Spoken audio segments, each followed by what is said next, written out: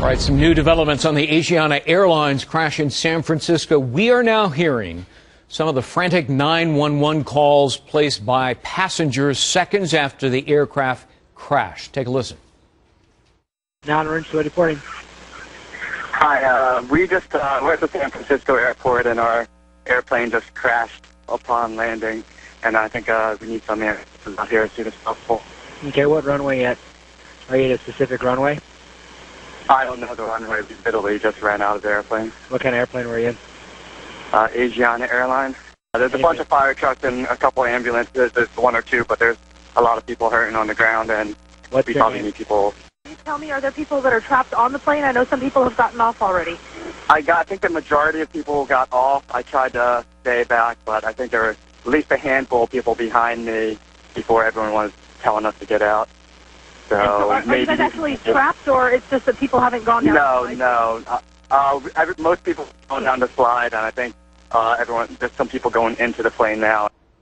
Amazing how calm that young man was given what happened. Claudia Cowan live at San Francisco International Airport. And Claudia, were the efforts to get people off the plane, it didn't begin immediately, right? That's exactly right, Greg. Initially, after this plane bounced and skidded down the runway, the pilot told everyone to stay in their seats while he checked in with the control tower. In fact, it wasn't until after one of the flight attendants noticed that flames were erupting outside the plane did the evacuation begin, and that was 90 seconds after the crash. Turns out 3 flight attendants were ejected from the plane when the tail section broke off during Saturday's crash landing. They all survived, but 2 passengers died. According to federal investigators, the pilot said a flash of light temporarily blinded him at about 500 feet in the air just as the plane descended. The NTSB now looking into what that light could have been and whether it may have caused a devastating distraction. Could it have been a laser? We really don't know at this point what it could have been. That information was relayed to us by the pilot. We need to look into it.